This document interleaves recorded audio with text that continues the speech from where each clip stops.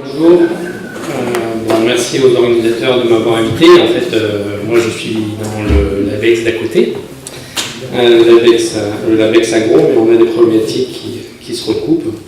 Donc je vais vous parler de travaux qu'on mène sur l'étude de l'adaptation des plantes à la variation du climat dans le Sahel. Donc je vais passer brièvement sur la partie introductive. Ici on a le temps entre 1700 et 2000 et l'occupation des terres émergées sur les différentes activités humaines, ici l'élevage, l'agriculture et les villes. Et on est passé à 50% d'occupation aux dépens des environnements qui sont semi-naturels et naturels.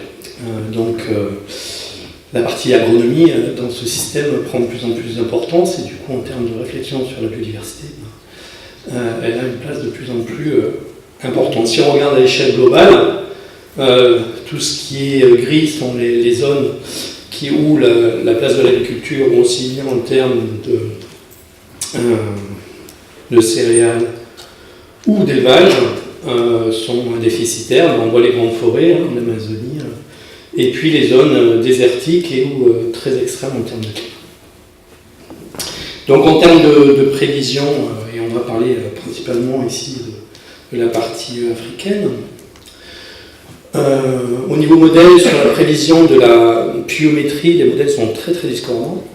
Par contre, il y a un relatif convergence sur la durée de la saison des pluies, qui est un paramètre relativement important en agriculture. Et on observe sur toute la zone sahélienne, sur l'ensemble des modèles, une convergence vers une réduction de la saison des pluies d'à peu près 20%. Donc sur 4 mois de saison des pluies, 4 mois d'agriculture, on a 3 semaines de perdu. Donc ceci va forcément avoir des impacts. Et les questions qu'on pose sur l'évolution de l'impact de l'évolution du climat, on se les pose en regardant le passé ou la variation environnementale de l'environnement. Donc pour un schéma très simple de trajectoire de changement, ça a déjà été largement évoqué. Face à une variation de l'environnement, on peut avoir des phénomènes de plasticité qui peuvent se traduire par une floraison plus précoce, par exemple au printemps parce que la température est plus élevée. On peut avoir des phénomènes d'extinction et de recolonisation, donc c'est la stratégie d'immigration et colonisation, et on peut avoir des trajectoires où on a l'augmentation de certains individus au sein des populations, donc l'adaptation. Donc je vais vous parler d'un exemple qui va être directement pris sur les plantes cultivées, et après on fera un petit exemple rapide sur les plantes sauvages. Là on va s'intéresser principalement à une variation environnementale temporelle, et ensuite on parlera d'une variation environnementale spatiale, et on verra à quel point les deux peuvent être connectés. Donc les questions qu'on pose dans cet exemple-là, c'est quelle variation phénotypique on observe en fonction du changement du climat, variation du climat, changement aussi, mais variation, comment on se produit cette adaptation. Donc on s'intéresse principalement ici à la migration et en termes d'adaptation, d'évolution. Et parce que dans les systèmes cultivés, il y a aussi un rôle important à prendre en compte, c'est la sélection environnementale, mais aussi la sélection humaine. Donc on s'est intéressé à l'évolution au Niger, qui est avec une culture principale qui est l'humide, qui occupe 2 tiers de la surface. Alors c'est une céréale qui est cultivée du début de la saison des pluies, donc en mai et juillet, avec une récolte en octobre, et puis une réutilisation presque exclusive des semences. Les agriculteurs n'ont pas d'accès très peu d'accès à des semences améliorées, et c'est principalement leur récolte qui est ressemée d'année en année. Donc le contexte, c'est un contexte où ici vous avez la pluviométrie moyenne moyenne sur 30 ans entre 1950 et 1976. Donc ici on a les œillets de 300, et ici sur 77-2003, ces œillets de 300 a migré de 100 à 150 km vers le sud. Pourquoi ce schéma? Parce qu'on a une collection qui date des années 70, qui a été échantillonnée sur l'ensemble du Niger, et on a pu refaire il y a une dizaine d'années une deuxième collection, et on peut du coup comparer ces deux échantillons avec un temps zéro. Alors, une des premières questions qu'on peut poser, c'est quand même une plante cultivée, donc il peut y avoir une migration relativement importante, une variété précoce par exemple qui colonise. Donc on a regardé un petit peu l'image globale au niveau variétal. Alors on a un peu plus d'échantillons en 2003, mais grosso modo on retrouve statistiquement les mêmes couleurs au même endroit, c'est-à-dire les mêmes variétés, il n'y a plus la propagation très forte d'une variété par exemple précoce. L'intérêt du système, c'est qu'on a des graines, donc on peut utiliser les graines des années 76 et faire des semis où on va comparer aux graines des années 2003, et on peut attaquer ce problème-là par une génétique et morphologique. Donc en termes morphologiques, chaque point représente l'ensemble des 79 villages qui ont été échantillonnés, et la taille du point représente la moyenne en date de floraison de l'ensemble des variétés cultivées dans le village. Donc ici on a une variation moyenne de 50 à 80 jours, plus le rond est gros et plus la floraison est tardive. Et plus le rond est petit et plus la floraison est précoce. Donc si on observe les deux de loin, on voit certaines zones où les ronds ont tendance à être plus petits, dans cette zone-là aussi. Et statistiquement, en fait, on a un effet global vers une floraison plus précoce. Ça ne s'arrête pas tout à fait au phénotype de floraison. On a une corrélation entre cette date de floraison ici, avec la pluviométrie moyenne estimée sur les 30 années, aussi bien en 1976 en rouge qu'en 2003 en bleu. Ce qu'on remarque, c'est que la pente est la même, pas statistiquement différente, et on a un glissement de cette relation vers les pluviométries plus faibles qu'on observe aujourd'hui. Cette variation, on l'observe en termes de temps de floraison, mais on l'observe aussi en termes de taille des plantes et en termes de taille des épis. Donc grosso modo, ce qu'on a, c'est des plantes qui sont un petit peu plus précoces, un petit peu plus compactes, et avec des épis un petit peu plus petits. Alors, face à ce système-là, on s'est intéressé à un gène particulier qu'on a identifié, qui est un gène qui joue sur la date de floraison, c'est un gène qui est un phytochrome. Donc on a deux allèles à ce gène-là, avec un allèle qui est associé à une floraison relativement plus tardive et un allèle qui est associé à une floraison plus précoce. Et quand on étudie la variation de la fréquence de ces allèles, on observe une augmentation de près de 10% de la fréquence entre 1976 et 2003. Et cette évolution de fréquence n'est pas compatible avec juste les effets d'échantillonnage. Quand on compare à des marqueurs neutres, on a tendance à avoir un signal de sélection. Donc on aurait, dans ce cas-là, et au travers de cette analyse génétique, une sélection pour des allèles de précocité au cours du temps, et un allèle qui était déjà présent et en fait qui est mobilisé et qui augmente de fréquence. Donc, pour résumer un petit peu, on a dans notre cas une variation climatique, une relative stabilité des variétés, des changements phénotypiques, une corrélation entre cette floraison moyenne et la pluviométrie avec un changement observé, et puis une évolution de certains gènes au niveau génétique qui favorise des événements sélectifs. Donc, j'ai principalement parlé de cette partie-là, avec un cas où on a sans doute un rôle de changement génétique. La question suivante, à laquelle on essaie de répondre, c'est là on a vu ça sur une échelle de 30 ans, mais qu'est-ce qui se passe au niveau annuel? Et notamment, quel peut être le rôle de la sélection humaine et de l'environnement. Donc, assez rapidement, on a fait une étude pour suivre l'étude qui a été faite à l'échelle de 30 ans sur 2 années, dans un périmètre de 100 km sur 100 km autour de la ville de Niamey. Donc vous avez ici la variabilité de la pluviométrie annuelle en 2008 et en 2009 sur l'ensemble de l'ère de l'étude. Et la question c'était sur ces aires-là, sachant qu'on a une forte variabilité environnementale, notamment en termes de pluviométrie. Est-ce qu'on observe une sélection ou pas sur les gènes qu'on vient d'identifier, sur le gène qu'on vient d'identifier? En fait, du coup, on a choisi un certain nombre d'emplacements qui sont répartis ici en fonction de la latitude et longitude. L'important, c'est que c'est à peu près 100 km sur 100 km. Le dispositif expérimental, c'est un échantillonnage au stade plantule et au stade graine, d'à peu près 120 individus sur les 17 placettes. Et un génotypage, notamment du gène qui nous intéressait le plus. On a génotypé d'autres gènes, mais ce gène-là dont je vais parler ici, donc qui est associé à la variation de phénotype dans ces populations. Et on a abouti à un génotypage de 7000 plantes.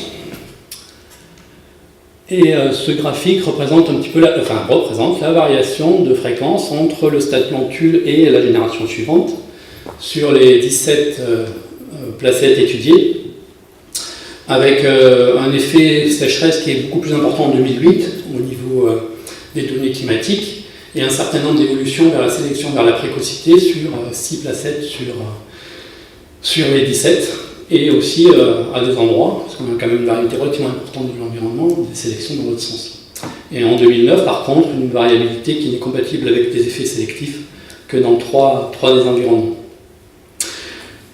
Donc ce qu'on peut faire là aussi, c'est contrôler pour les effets d'échantillonnage et de dérive à l'aide de marqueurs neutres, l'estimation de taille efficace, et du coup construire une distribution attendue et vérifier que ces variations de fréquence sont bien a priori associées à des phénomènes sélectifs. Donc ça suggère, ces résultats, qu'il y a des effets sélectifs locaux, que le système est relativement complexe parce qu'il y a une variabilité importante de ce signal-là, qu'il varie temporellement relativement fort, qu'il peut y avoir des années relativement marquées en termes d'évolution, avec certains changements qui peuvent être relativement perçus comme importants localement, mais en fait aussi beaucoup de changements qui sont absolument nuls. Donc le système est à comprendre dans une certaine complexité, avec plutôt un réseau de ta population et des adaptations sur certains endroits particuliers. Donc on revient à ce schéma, cette évolution que je vous ai montrée sur un pas de temps de 30 ans, c'est sans doute une somme d'actions avec potentiellement des années extrêmes qui ont un impact beaucoup plus important que d'autres. En tous les cas, c'est le schéma actuel de réflexion que l'on a là-dessus. Alors, je vous ai laissé un petit peu, et je n'ai pas parlé beaucoup de sélection humaine. Le dispositif expérimental qu'on avait monté sur ces 17 parcelles, l'objectif était d'inclure cette sélection humaine. Malheureusement, pour des questions de sécurité, en fait, la plupart des études qu'on avait au Niger ont été arrêtées. Donc la question qu'on comptait poser est un peu restée en suspens.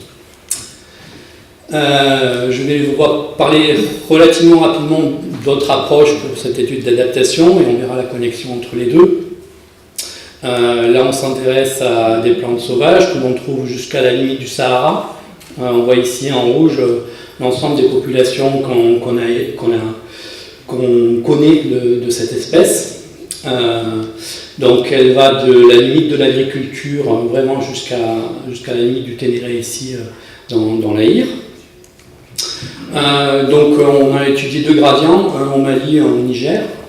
Et là aussi on a la possibilité de faire des expérimentations en parcelles communes pour voir les différences entre les populations et l'adaptation de ces populations. Et donc ce qu'on voit en termes d'adaptation à ce gradient d'aridité qui covarie avec la latitude, c'est qu'au sein de ces populations, on a une décroissance de la matière sèche en fonction ici d'un axe qui est réalisé sur les données climatiques. Donc le gradient d'aridité il est ici, et plus moins il y a d'aridité, plus la matière sèche est importante. Et il y a un impact aussi sur le nombre de fleurs. On a aussi un effet avec beaucoup moins de fleurs dans les zones très, très arides, une variance un petit peu plus grande dans les zones humides, mais beaucoup plus de fleurs en moyenne dans les zones humides. Donc là aussi, on peut étudier sur ces populations-là, donc là il s'agit de variations plutôt en termes qui existent en termes spatiales, essayer d'identifier les bases de certains gènes. On peut contraster des variations de fréquence allélique entre les populations avec une référence neutre. Donc c'est ce qu'on a fait sur les 2 gradients qu'on étudiait ici, au Niger, au Mali. On a utilisé des génotypages sur à peu près 87 000 SNP, donc à peu près 20 000 gènes qui ont été testés. Donc je ne vais pas rentrer dans tout le détail de ces analyses-là. L'important c'est qu'il y a un certain nombre de gènes, 332 pour être exact, qui ont été identifiés avec des signatures compatibles avec de la sélection. Il y a sans doute dans ces 332 gènes des faux positifs aussi. Mais il y a aussi des gènes, comme ce gène, myosine 11, qui montrent une variation de ces fréquences d'allèles qui corrèlent avec la latitude, aussi bien sur le gradient nigérien que sur le gradient du Mali. Cette variation avec la latitude covarie aussi avec les données environnementales, donc le coefficient d'aridité.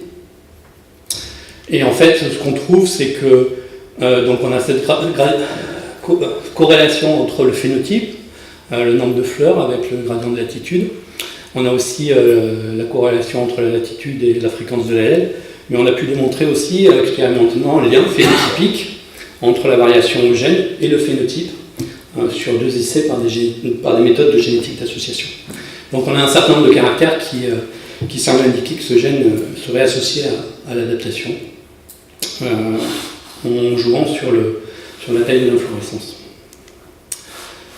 Alors là, je vous ai parlé de l'adaptation de cette plante, mais en fait, quelle est la relation avec tout ce dont je vous ai parlé depuis tout à l'heure? En fait, c'est l'ancêtre de la forme cultivée du mil. Donc, lors de la domestication, il y a eu un changement majeur en termes de morphologie. Mais en fait, ces deux plantes se croisent encore et se trouvent notamment en sympatrie sur les zones de contact, limite de l'agriculture et début des zones sèches. Et du coup, on est en train maintenant d'étudier quelque chose qui relie en fait ces deux types d'études, c'est la possibilité d'introgression adaptative de ces formes sauvages vers les formes cultivées, qui pourrait avoir un impact relativement important pour l'adaptation de ces formes cultivées. Voilà, donc ça c'est un projet qui est en cours, mais qui inclut aussi bien l'espèce dont je viens de vous parler, que d'autres espèces type le fonio ou l'igname, où il y a une étude sur la partie et sur les espèces sauvages et sur les formes cultivées. Voilà, donc pour résumer l'ensemble, on observe des adaptations sur des temps courts, pour des traits quantitatifs in situ. Donc on a quand même un niveau de complexité supplémentaire, c'est qu'on a aussi bien le rôle de l'environnement que de la sélection humaine. Et actuellement, une des questions qu'on se pose, c'est le rôle de ces échanges de gènes entre les formes sauvages et cultivées, et à quel point potentiellement les adaptations dans les sauvages pourraient être transférées très rapidement et naturellement dans le contexte de l'agriculture sahélienne. Et pour faire ça, on a maintenant accès à des ressources au niveau génomique. Voilà, donc juste un remerciement d'un ensemble de personnes qui ont collaboré à ces différentes études et des financeurs, dont l'ANR et la Fondation Agropolis. Si vous avez des questions.